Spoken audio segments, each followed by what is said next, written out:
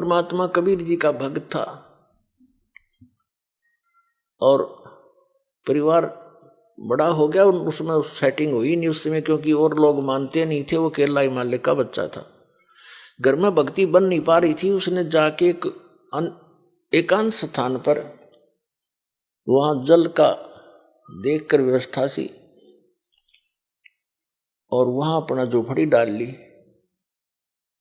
वहां से फल फूल लावे, तोड़ के खावे और अपना भक्ति करे, दिन रात साधना कर रहा था।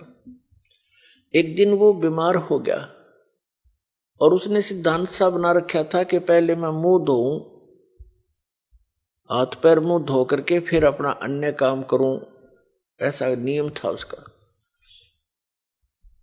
जब तक वो हाथ पैर मुंह कुरला वगैरह ना कर लेता था तब तक उसने अपना नियम बना रखा था। बाकी जैसा भी, तो वो अन्य कार्य नहीं करता था, कुछ आहार भी नहीं करता था।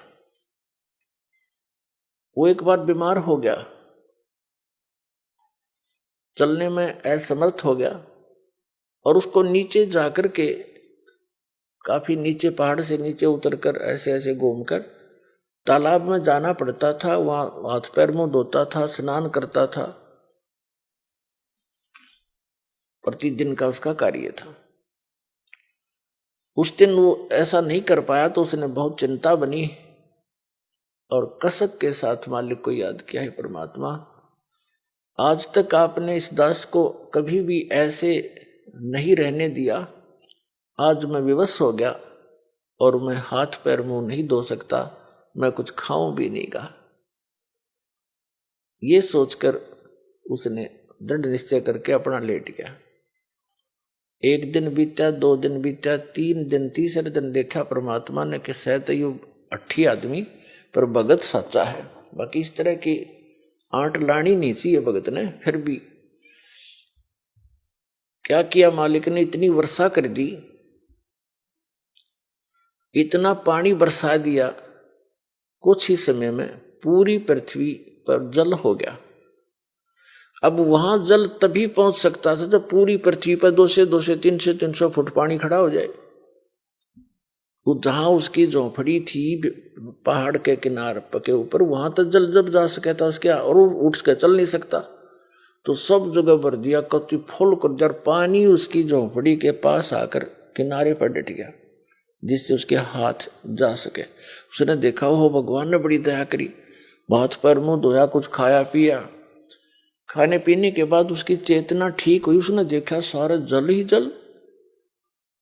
बोले फिर वो रोने लग गया दूसरी तरफ से, भगवान मुझ नीच के कारण सारी दुनिया मर गई, हे परमात्मा मैं पाप का भागी बन गया दाता, अब मुझे जिया नहीं जाएगा, ये पाप देखा नहीं जाएगा।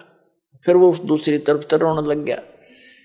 2 सेकंड के बाद परमात्मा ने क्या कर दिया, एज इट इज, जो जहां भी काम कर रहा था, जैसे परिवार था, न्यू का न्यू, और पानी के आसपास की तो निशान भी नहीं, और वो छक्या बैठा।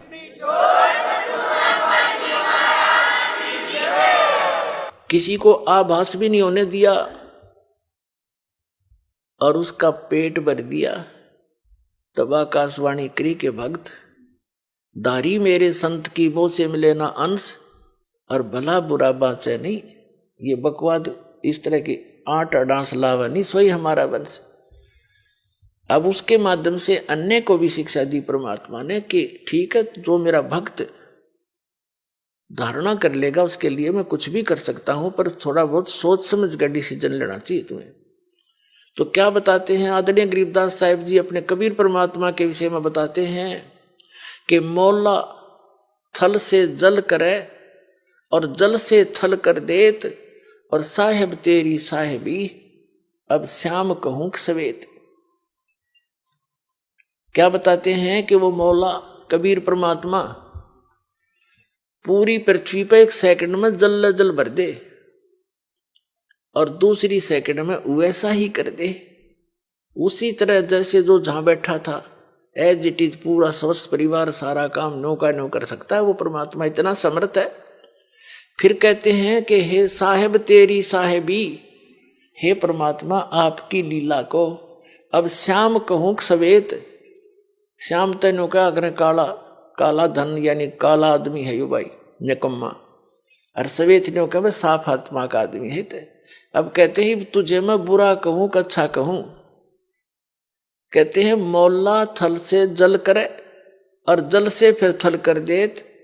फिर उसा कर दिया उसने सब कुछ मिटा दिया और फिर जो का त्यों बना दिया।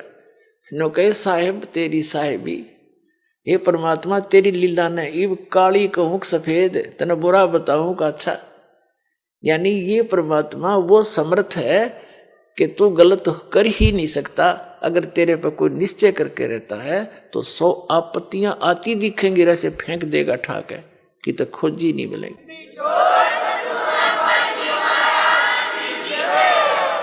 तो परमात्मा याद दिलाते हैं कि अकल अलूने दिखते, ये भक्त दुनिया नहीं से दिखे बॉलीवुड से पागल से। तीसरे दिन दर थैला ठा गए बरवाला में के दर रखे ने। और कहते हैं अकल अलूने दिखते ये सर्व अकल के मूल। ये तो सब ज्ञानों की जड़ है, सब बुद्धिमानों के बुद्धिमान है, इनके जड़ है इनके पास बुद्धिमता की।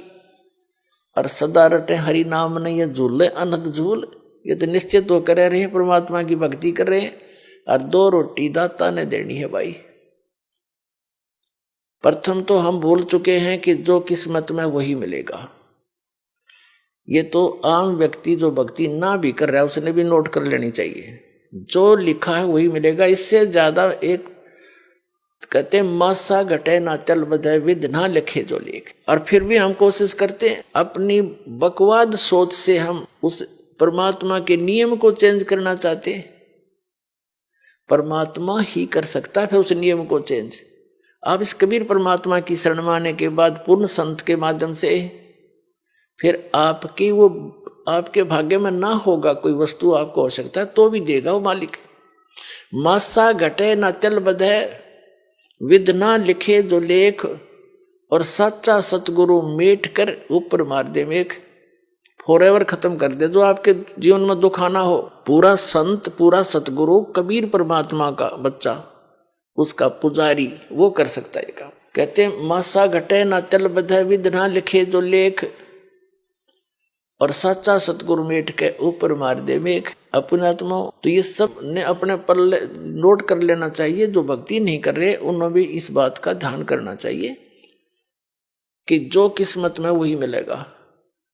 हम चोरी करके हेरा फेरी मिलावट करके कुछ भी बकवाद करके धन प्राप्त करेंगे वो आपको घनी हानि करेगा और वो धन रहेगा नहीं और पाप ज्यों के त्यों रह जाएंगे। उसके कमाने में जो आपने कर्म किए 2 नंबर से काम करके चोरी ठगी डाके डाल के मिलावट करके रिश्वत लेकर हेरा फेरी करके, तो वो पैसा आपके लिए दुश्मन बनेगा। पैसा तो जाएगा ही जाएगा और वो पाप शेष रह जाएंगे जो आपने भोगने पड़ेंगे। ऐसे बहुत से प्रमाण है। और हम अपनी सोच से और परमात्मा के विधान चेंज करना चाहते हैं तो महामूर्ख है हम। परमात्मा का विधान परमात्मा के तरीके से होगा।